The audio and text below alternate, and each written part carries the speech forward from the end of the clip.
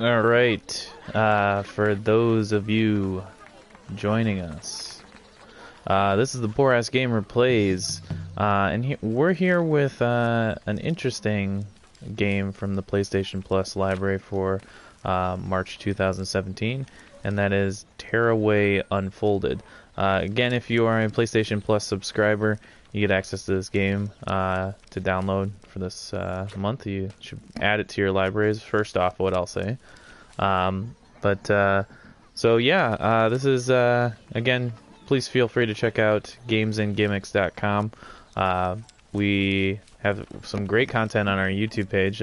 More recently, we had E. Huffy playing some Star Trek Online, showing us some of the classic content from the Star Trek series and that game, which has been around for a little bit, but now on PS4. And here I am playing this like lovely, just you can't say enough about this game. Tearaway Unfolded is by Media Molecule. So this is the second time we've sort of talked about a game that is either been associated with them, which was Little Big Planet 3. We saw that last time. And this time we're looking at Tearaway Unfolded, which is just this beautiful papercraft style game. You just look at everything that's around here, and just it feels really thought through. I mean, not even just like looking at like your little character here, right? This is a little guy that's made out of an envelope, right? And folded paper. But all of the other little environmental things, like look at how the grass is kind of added on here. It looks like somebody actually folded that and glued it onto the ground.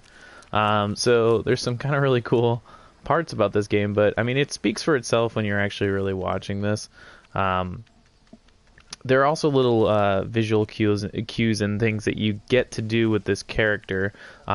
You as a player is referred to as you, but you are that character that is in the game, and you're interacting with this little guy.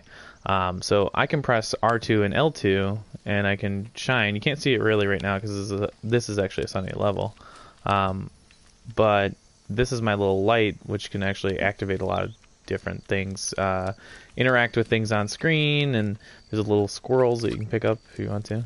Just throw them around. And not only that, but like it's just a positive game is what I was feeling from this. Savoring. Ooh, let's see where this takes us. Oh yeah, that's right. Okay, so now I have to go all the way over there, right? Pretty simple. Not what I would call overly difficult when I'm thinking about like what I'm supposed to be doing next and everything. But it's fun. It's easy. I think it's fun and easy in that regard. So it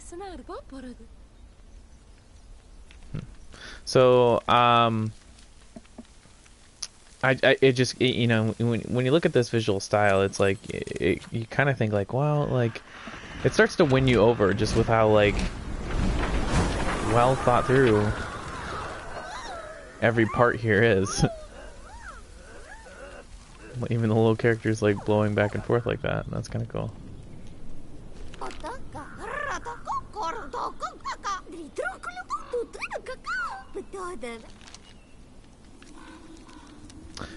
So we're trying to get to this hole in the sky. I don't know if you can see it. Probably not from this part in the game. Where this character is supposed to like jump through to like the real world, I think, is what it is. So I played a couple hours of this game thus far. I honestly probably played about like 2-3 hours because I was really sort of just drawn into everything visually. And then it as a platformer, it's a pretty good game. I mean, overall, you're just kind of jumping back and forth and using some of those light cues and stuff from the PS4 controller.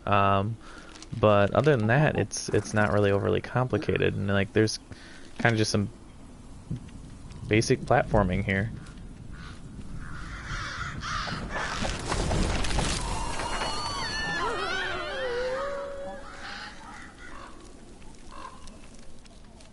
But I like the fact that this company has always kind of tried to do something different. You know, they do kind of adhere to more of, I would say it is more of like a kiddie style sort of game, you know, in the art style and in the fact that, you know, not like every other game that's usually on most modern consoles. It doesn't really involve killing anything, so you're just playing this little paper dude. And I can see that maybe this game might not be very attractive to the, you know, most everyday gamers right now. They might still want to play all those games and probably not tell everybody they're playing this game. But this is still a great game. I'm going to bring this apple down here because I figure maybe I'm going to need it. It's a checkpoint, I think. Okay. St. Swithin's War? Is that what that's it? Oh shit. I got this apple though. So, crows are now a force to be reckoned with. Without my help, these moors will be impossible. Those windy birds will send you tumbling through the bracken. But what if the yew could fill the sky with gales, and ripple the ground with zephyrs? Yes! That would help you beat a path. But stormy winds need stormy clouds. So this is where parts... Yeah, this is kind of nice. This is where you use the touchpad. Now I think this is really the actual most important feature of this game. And the one that kind of won me over once I got used to using the touchpad as like kind of drawing implement. Full honesty, I used to do all this stuff with tablets and stuff on computers, so like it's not really terribly difficult, but I'll try not to speak too soon.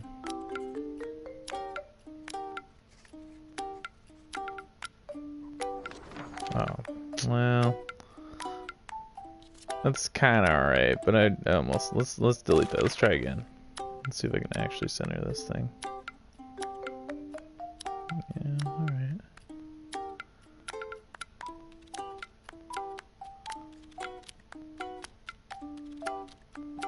Damn. Okay, so it does kind of get a little weird when you're like getting towards the edges of this, so you kind of have to like really center your finger on it. I'll make a little cloud. That's a little oddly shaped, but I'm gonna live with it. So now I pick it up with R2 and I put it in here. So it's kind of nice. Like you see, there's little clouds. Blow, breeze, and blast. Okay, do I actually have to like blow into the... Wait, what is he saying?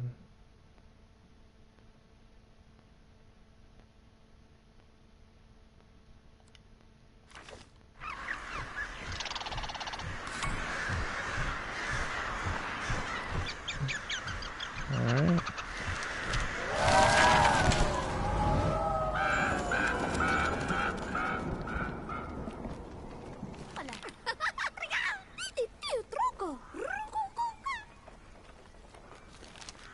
Follow them crows. So, as you can kind of see, there's some really cool, simple elements to using the touchpad. And, you know, different light cues and stuff like that that are really fun. That little crown thing that's right there, I actually drew that, so that's kind of cool. You get to see that, and when there are butterflies on screen, you drew the wings, and just the thing I just drew right there with the clouds, that was kind of cool too as well. So they have like these really interesting ways of I don't know, just adding to your connection to the little character on screen.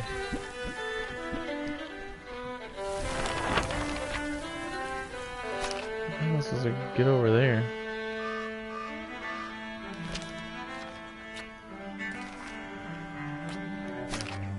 Over there, okay. So yeah, I'm actually enjoying Tearaway Unfolded. I think it's really creative. I think it shows what you can do with modern gaming right now. Even with like the technology that we have, we can make something look kind of like you're playing through like a children's pop-up book, you know?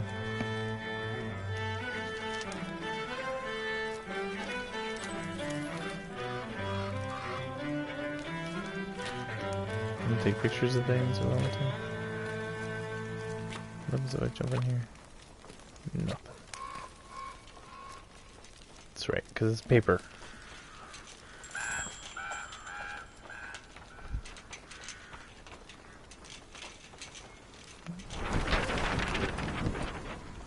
Dang. That's pretty cool.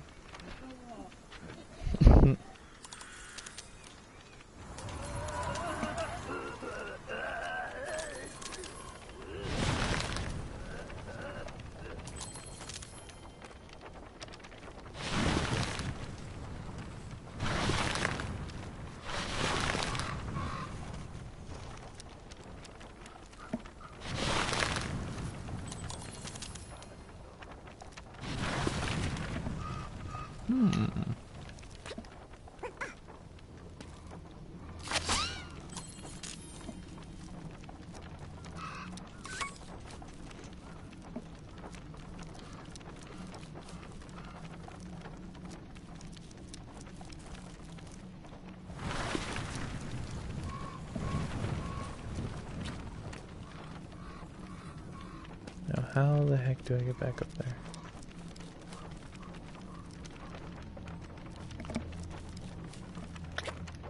Frankly, I do not know. Oh, right there.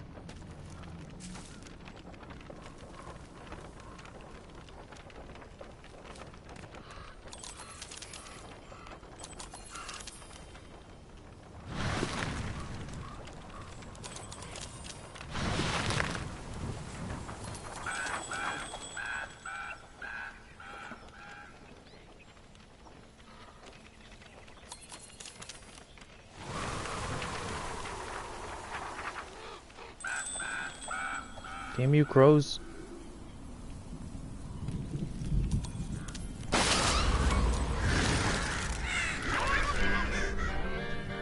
Scraps! Where did they come from? Nothing to do with me. It's those crows. I told you they were cunning. Fascinating. The messenger and there you are not the only ones working together now.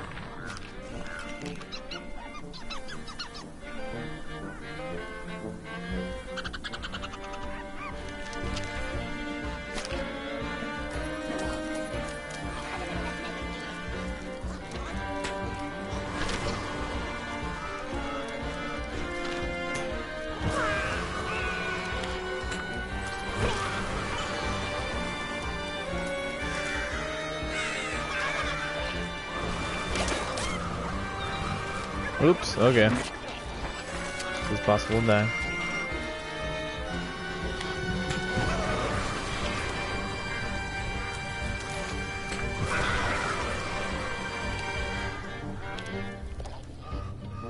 Come on, we're going local.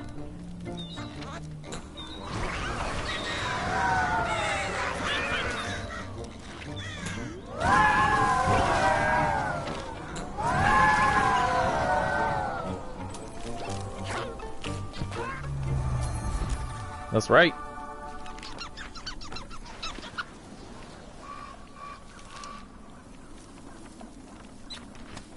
Sometimes forget which button it is to jump, to be honest.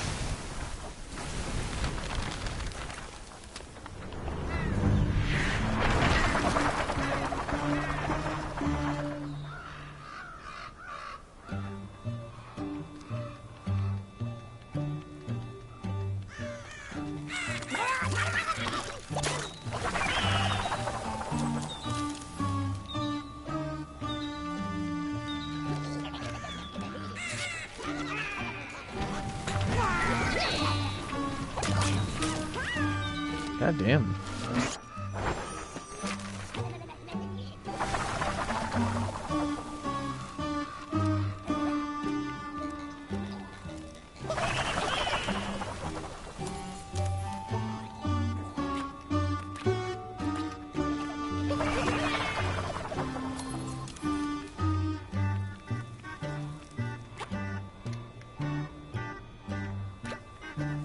Oh god.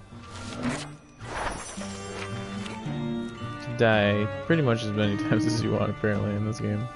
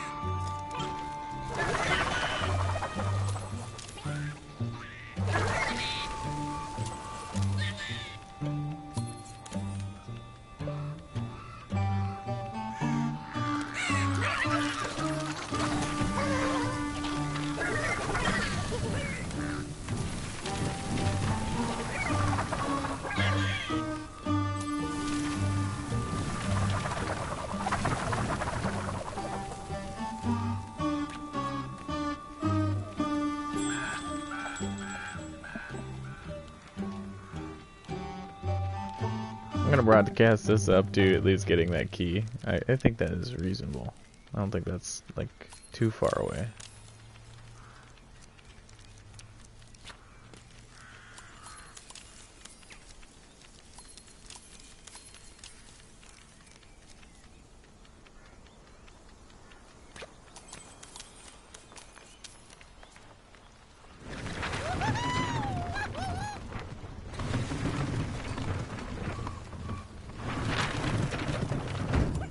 Oh. Alright, now we get there.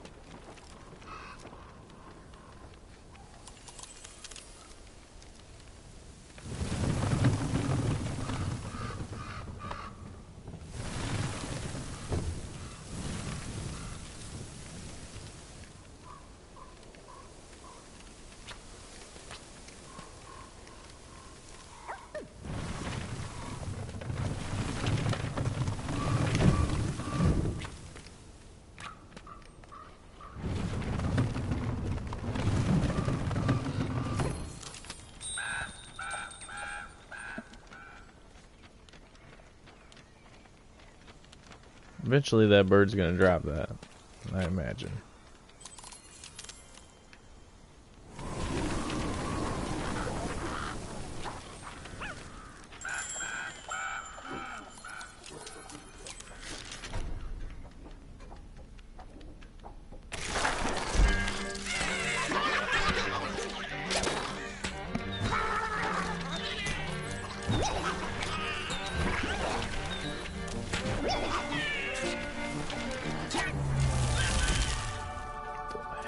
here.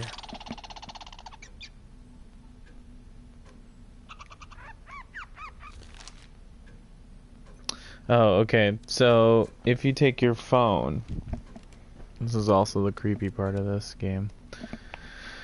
Alright, here we go. So you have to sign into your PlayStation app, which is one thing. So you have to connect to your PS4. Do a second screen. Then you can take weird pictures. I'm trying to take the worst fucking picture of myself. No, we're not gonna use that picture. How about I take a picture of something else other than my face? It's Sunday morning. Here, how about this remote control? It's Saturday morning. Good God. Alright, we're gonna use this picture of this remote control.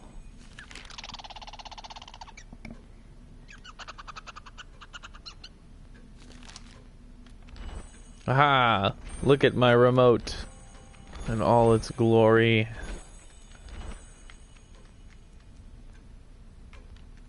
Aha!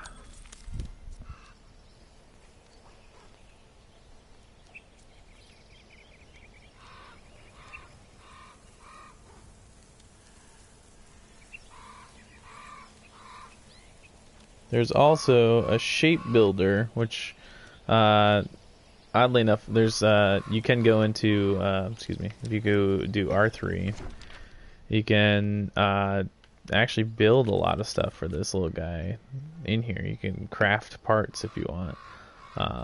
So yeah, you can go in here and let's make him a funny hat. So do this.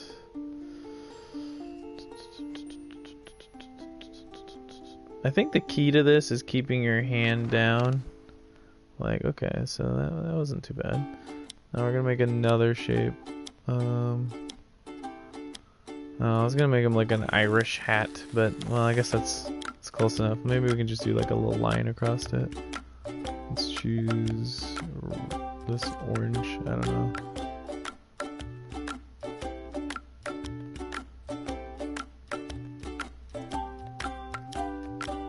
So the cool thing is that these are all independent shapes at least, so you can like, you're not as terrible as I am. Ah! Okay, sometimes that happens too. You can pick them up. You can scale them and stuff, and it's like a beat up hat. Alright, I can drop it. No wait, that needs to be a better place than that. Part 3. The scaling is kind of really crucial here. We'll rotate it.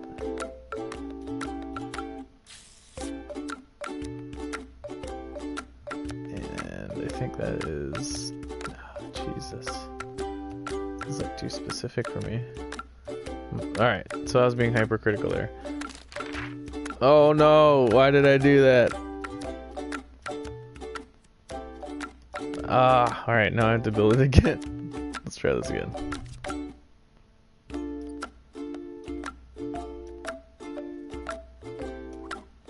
Oh dear God. This is actually kind of hard to like draw with. Just a little bit.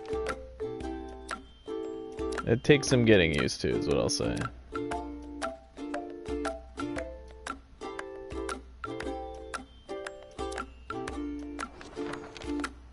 Dear God.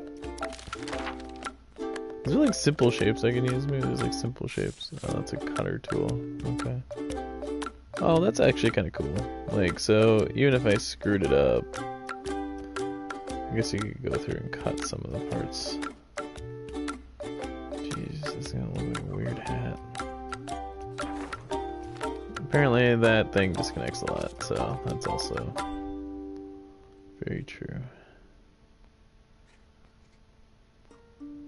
Wowzer. Okay.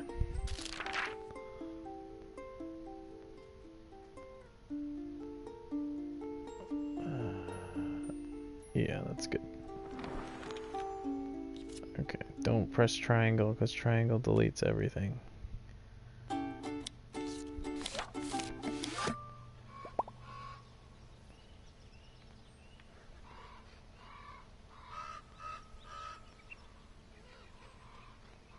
So what we're gonna do is,